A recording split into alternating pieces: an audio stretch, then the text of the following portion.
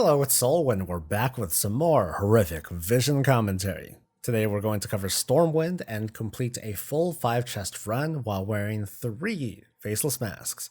And after doing this, I can say with confidence that my first 5 mask clear is going to be an Orgrimmar and not Stormwind, because Stormwind is a total freaking nightmare. Anyway, let's get to the masks. Burn Bridge makes you spawn void zones as you move. Daredevil makes you deal with 2 madness effects simultaneously. Dark Imagination makes an ad appear when you're at less than 50% sanity. Wearing these 3 masks altogether basically unleashes all the mechanics that you will encounter in horrific visions. The remaining 2 masks, the Long Night and the Daredevil, reduce your total sanity and make sanity effects 4 times as awful as they already are. But consider the 3 masks we're wearing for this run as your final training guide before tackling the most difficult versions of visions. I myself, I'm probably going to be doing 3 mask runs for a while leveling up my cloak to its highest points. So I changed my build up slightly from my previous runs. This time I got rid of my Cavalier or my Double Horse, and I took up Blessing of Spell Warding. Spell Warding makes me temporarily immune to magic damage, which helps greatly in situations where sanity damage is almost inevitable, notably the fight against Delaria. Everything else is just about the same, including my item level. I think I've been running an item level of 450 for like the longest time now. One more thing to add is a weak aura that the stream shared with me that points out when Gift of the Titans procs, which you really should have by this point. I found this to be very helpful when managing when I can relax a bit and focus on DPSing as opposed to avoiding sanity mechanics. And it makes a pretty cool sound. A link to the weak aura is in the video description, and that should about cover it. So if I missed anything, just leave a question in a comment below and I'll do my best to answer it. Let's get started. To be honest, at this point, you guys should be pretty familiar with the kind of build that I'm using. Like I said, it's I'm just using spell warding. That's the only change that I made. No other real big gear changes, essence changes, and you guys know the food that I'm using, Ghastly Goulash. It's great. It's wonderful. Can't live without it. And especially with using 3 masks, I'm taking a heck of a lot more damage to the point where I could really notice how much this helps. So I still opt to use my invisibility potion here. This is really the only time to use it. And if I can skip 2 packs, even though I might be able to rip through them very quickly, I prefer to just get started this way. Throwing my shield over to the side and then dashing over. Of course, I'm only working with 1 horse now, so I just kind of need to hoof it the rest of the way. I'm a little bit slowed down, but hey, that's what Blessing of Freedom is for. And then I start going to town on this priest here because I don't want to bother with getting feared. In this case, I kind of opt now to go ahead and pull some mobs over here and pull them this way. You can see the icon for the weak aura that shows me whenever Gift of the Titans is going off there. But I kind of try to grab, I tried to go around this corner here. In this case, the mobs, they were just kind of bunching up together already, and TD, my Twilight Devastation, is just doing a pretty good job of ripping through these guys. Of course, the Riftwalker is still up, so I need to try to interrupt their shield casts whenever I can, and then, of course, avoid these Rift Strikes here, which thankfully I somehow do. And then off we go. So of course I have to be mindful of so many things. In this case, I was dealing with both Promised Power and Bloodthirsty, which aren't like a really big deal. It just kind of cancels itself out between doing a little bit less damage and getting a little bit extra damage from the Bloodthirsty proc. As you know, these gnomes are just a trivial little thing to take care of really quick. And otherwise, we can kind of just get started as soon as I can not get hit by that eyeball. So because I'm only working with 1 horse, I could have pulled the entire room or this entire zone if I wanted to, but in this case, I opted for safety, knowing that there's extra damage going out. Of course, with the Gift of the Titans going off right just at this moment, and knowing that there's a lot of small mobs that can get easily killed, that could possibly proc Gift of the Titans, I think I'm going to reconsider this and, maybe be like, okay, the mobs here, they're not doing a whole lot of crowd control. They don't stun me or anything crazy like that. This is something that I can consider. Just pull the whole room as I usually have. And for the sake of getting a few precious seconds back, this might be worth it. So here I'm dealing with both Entomophobia and Dark Delusions. You can see this the little pink glowy version of me running towards me. And of course, if it touches me, then I'll get stunned for a little bit, which of course I don't want.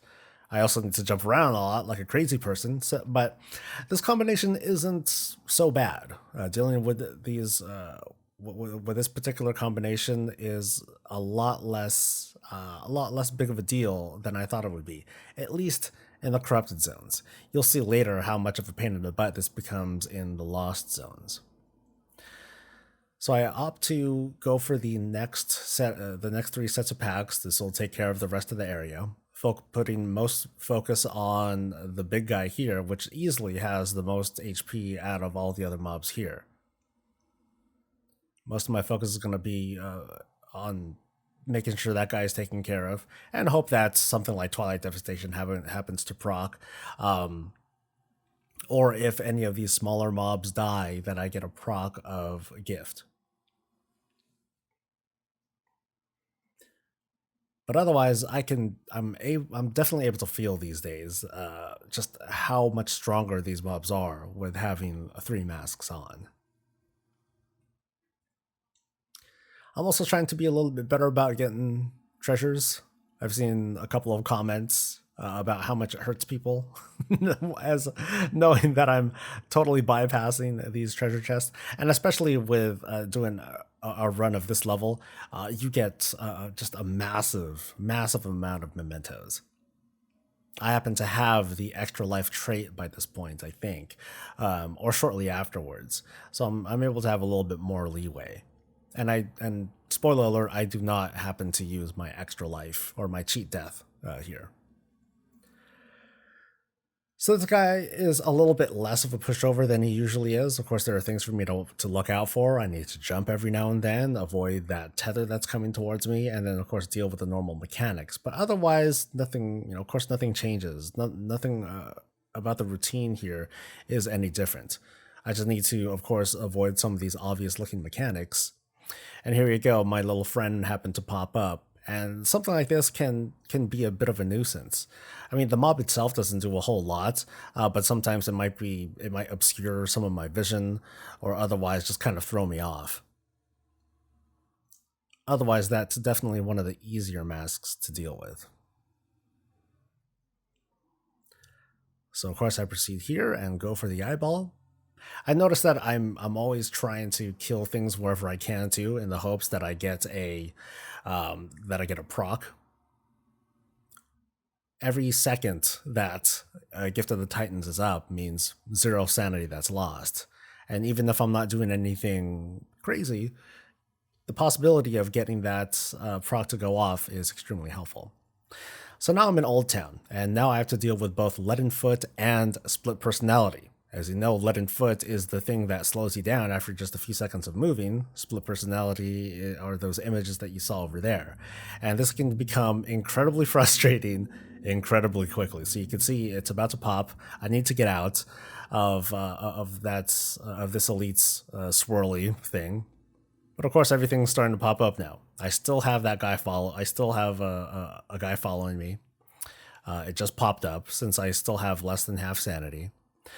And I noticed that I'm having a bit lower of a reaction time getting out of these kinds of mechanics. And over here, you see I'm sort of stuck there. I have to kind of go out and around. And this can be incredibly painful in the event that I'm in combat.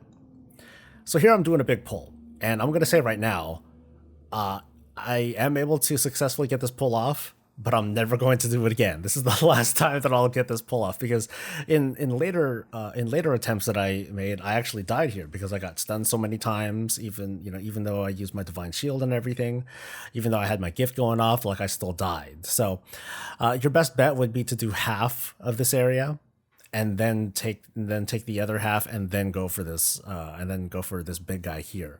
I'm able to I'm able to get through mostly because I got lucky, I think. I was able to probably have a Twilight Devastation go off that was able to take out the mobs before they got their big stun on me. So I don't recommend doing this. I just, like I said, I just happen to be lucky. And I don't really gain much out of it either. I gain maybe 20 or 30 seconds worth of time, but I end up popping my orb at around the same time anyway. So there's not much gain out of it. It would just be me trying to be like, oh, big dick, okay, cool, I'm so awesome. I guess I happened to skip that chest over there. How very unfortunate. Feel free to call me out. So you can see here that there are certain mobs that I don't need to worry about split personality for.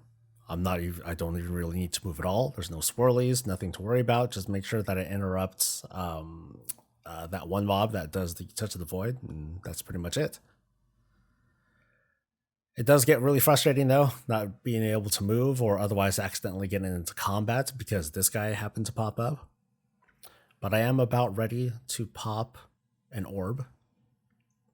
I'll just pop it right inside the room, and as usual, once I deploy it, then I'll go out, get Shaw, and just kind of bring him in. I don't know why I did that, but then you can see right there. Even though I'm disoriented, I'm still laying down the poop. What's even worse is that while you're disoriented, leaden foot is in effect. So when you're done with the disorient, you are fully slowed down, which can be, it's going to be incredibly frustrating later on in this run. So something like leaden foot and split personality together makes this boss a much more frustrating than normal, because I have to try to kite the boss a little bit away and position him in such a way that I'm able to get the Eye of Chaos. And that makes it pretty tough because I'm not able to move very fast. I'm not able to be nearly as agile as I'd like to be. I probably could do with using things like freedom to help me out, or even an immunity. If you have an immunity to spare, I would say, like, if towards the end of the fight when you have a bunch of eyeballs on you, just pop your immunity and then go to town on the boss. Try to get him down until you basically just try to get him down before you take too much sanity damage. But I'm still able to get through. I take myself back to the cathedral and I'm ready to go to the next area. Nice and clear so far. But now I'm back to dealing with Anemophobia and Dark Delusions. So I go through my usual routine, but not before getting this chest. Go me. I go through my usual routine and go for the tentacle guy first, because they're terrible. Thankfully, TD takes care of him pretty quickly. And then I'll move on to the next.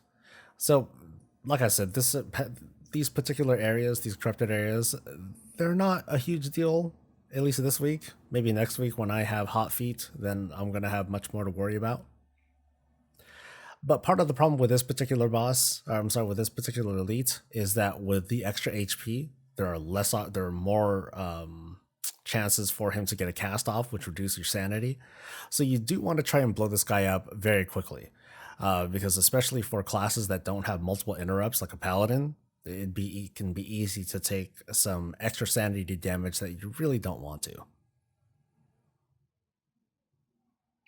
At any rate, we're able to move on, and just as usual, I pull both of these packs here, including the tentacles. Thankfully, a TD goes off, and at least it does a bit of a number on some of these ads. But some of the other damage that I'm taking here through the mental assaults, they do kind of wear me out. Pulling so many things at once and having them just cast and do their thing unanswered can definitely wear you down. Especially with all the confusion, if you forget to do things like jump or otherwise get out of the way of things, or if you happen to get hit by the guy on the tether, you can easily start this whole cascading chain of reaction and end up wiping. And in fact, I did later today after this run. Otherwise, though, the bosses themselves, you handle this one slightly differently. You can see how I'm doing it here, where I'm laying down poop, but I'm also kind of letting them drag me over. I'm kind of letting them swing me around. So that way, whenever I'm laying down this poop, it's not being a bother to me. The Dark Illusions isn't something that I'm really worried about here. It moves slow enough that I'm not really, it's not something that I'm really worried about. But swinging across whenever the chains happen, and keep in mind that it only happens twice during the encounter, and it's based on how much life the boss has. It's not so bad. But now that we have it cleared, I'm able to enjoy the fruits of my labor, and otherwise try to burn down the remaining 2 packs, which is this one right here, and the one up here, including the infamous, the world famous Tentacle. No one likes you, Tentacle. Go home, please. A nice little gift proc over there, always welcome. And a TD to help me out too. So I changed my routine just slightly when it comes to clearing these cages. I try to maneuver myself in such a way that I'm basically going this specific route here to try and clear out the remaining cages, and once I'm done, I'm going to be close to the next area. So I'm still at a little bit above half of my sanity left. And then I still have what looks like I still have 2 orbs left, but now it's off to the Mage Quarter. And this place is like a total drain on your sanity with Leaden Foot. But I think I've come to a point where I can handle this pretty well now. I think I handled it pretty well in this run. We'll see if I remember this well enough.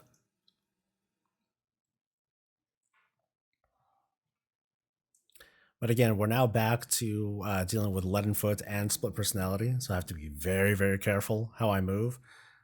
Of course, Leaden Foot will ensure that because I'll be moving incredibly slow, but there's so many things that I need to avoid that are on the ground as well that it can be, well, it can get a little frustrating. So with that Figment downed, I'm able to proc another gift, tear through that eye, keep pushing forward, and at least tap that tentacle up there. So that way it starts to move down here, which it is. There it is right there. And then I'll blow it the heck up. But not before split personality tries to ruin me. Not a problem though, there's nothing that I need to really get out of the way for. So I can just proceed as normal.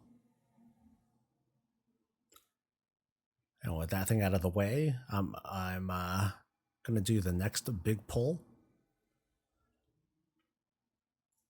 But not before I'm disoriented by something. I actually didn't really notice that at the time. I was like, oh, I didn't realize split personality was going off. So here I take a risk. I decided to take a risk and go for the elite, knowing that I can do some pretty decent damage to it. And despite dealing with these 2 affixes, I feel pretty confident that I can get out of the way of the abilities here as long as I keep my cool. That's the big thing. Keep your cool despite the screen getting all voidy and all these swirls on the ground. As long as I move and stop, I guess that's kind of the order of operation there, though. Just as long as you're stopping every now and then, stutter step, and get those stacks to drop a little bit, then you'll be okay. In this case, though, I screw up a little bit. I lay down a ton of sanity stuff, and I'm slowed down, so like I said, this can easily cascade into numerous problems if you're not careful. But I did buy myself a little bit of time, although I did screw things up there. I guess when you have low sanity and you have those effects on the side of the screen, it becomes even harder to see split personality, which is a nice little FU by the design team. A way to kind of emphasize that, hey, you're in trouble. You're not even able to tell when mechanics are happening. But we're able to overcome it. Minor inconvenience. So as a reminder, both the Portal Keeper and the Void Speaker that's here, both of them act as Shadow Priests. So both of them can do the Mind Flay and the Psychic Scream. So make sure you try to avoid or otherwise interrupt them. The best way to interrupt them, though, is with death, obviously. So I kind of have a path figured out. After doing this so many times, I'm able to, for the most part, figure out this like mini maze, and I'm able to navigate my way through. except for having to deal with that. That can be a little bit troublesome, having to deal with split personality while indoors, because you obviously have less room to maneuver around. But after going just right through this path, that is just through that small little inn-like building, we get to this other portal. And from there, I can mount up and just kind of go back the way that I came. I don't know why that dismounts me. That's it's kind of irritating. And then I'm gonna go through this other open area here. Well, not exactly open area, but through yeah, this other building here. And that's where another one is.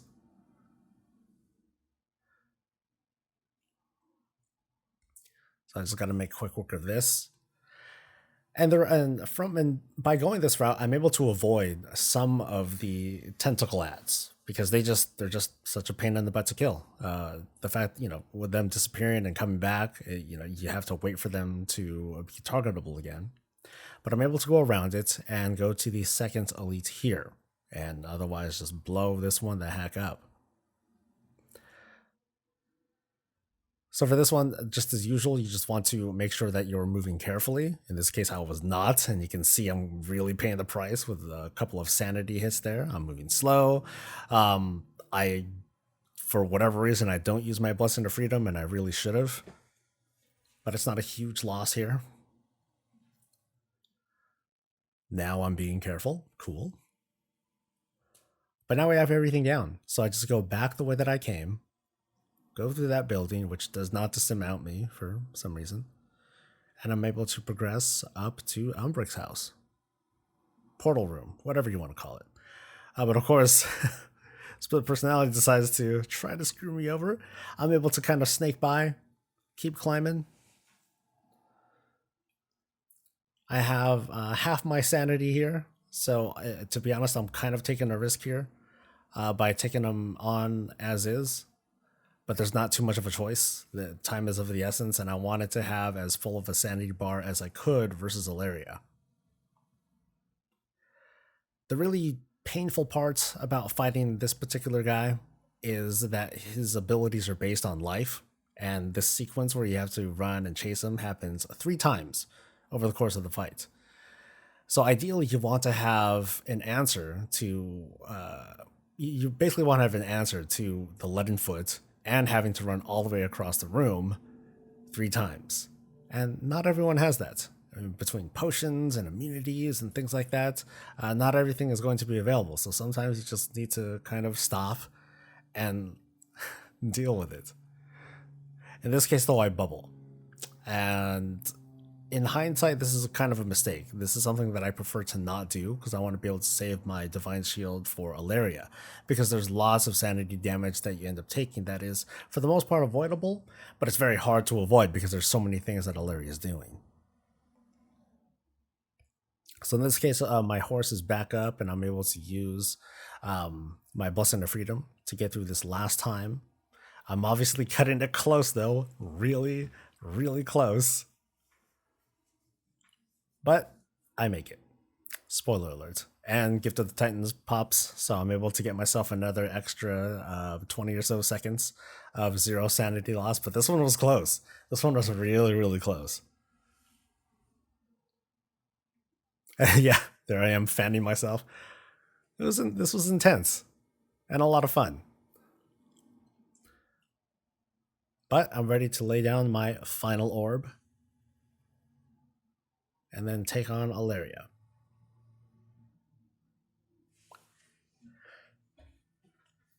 Crazy run this was so far. But now it's time to pop everything. The only thing that I don't seem to have available is my Divine Shield, which could have been really helpful here, but that's kind of just how it goes. So ideally, what you want to do is unload as much damage on this lady as possible. The way that she does her attacks, for the most part, it's on a timer. With the I believe most everything is on a timer. But the moral of the story is you just want to lay down as much damage early on as possible, because throughout the fight you're going to be losing room, you're going to be running into fire, there's going to be void stuff all over the place, an eyeball is going to be constantly looking at you. You're going to be very annoyed by this fight. And part of the challenge that I'll be working on as I continue doing 3 chest runs of Stormwind is handling this whole dance of getting Alaria to dance around a pillar while avoiding the Eye of Chaos over there, who doesn't obey line of sight rules. As long as you're looking at him, doesn't matter if you're behind a pillar or not, you're still going to get hit. So you can see here I'm struggling. I'm letting myself get polymorphed, I'm standing and stuff. I mean, thankfully, I don't have things like Leaden Foot. I actually have helpful buffs in Bloodthirsty and Promised Power, but I'm also doing less damage because I'm not standing in Promised Power. And of course, if you've tried to deal with it, it's not the kind of ability that you can rely on very much. So there I even got hit by the fire bombs. Things get nuts in this fight. It's no joke. You can see I'm almost at half sanity right now. And if I was doing this with 5 masks, I would have been dead 3-4 times over by now because of the extra sanity damage that I'd be taking on top of the reduced total sanity that I have. But now that I'm under half sanity, I get an ad that appears every now and then, the one that we're familiar with because of the mask. So in this case, it might be helpful to actually not be at full sanity, because that way this ad pops, and if I happen to get the Gift of the Titans to proc, then that gives me those 20 precious seconds of not taking any sanity damage. Of course, as a paladin, I would want to use my Divine Shield or Spell Warding, which I do throughout the fight. But at any rate, I got it. I was able to get this through. So I'm going to let the audio play the rest of this. And otherwise, I hope that this video was useful. Continue your 3 chest training until your cloak is ready for you to do a 5 chest. Or, of course, go for a 5 chest if you really feel like it. Otherwise, I'll see you for the next video. Until then, stay safe, stay happy, and stay breezy. Alright, this is a new chest. This is my first 3 chest, though. Woo! What do I get, though? Here we go. Big money. Let's do this, guys.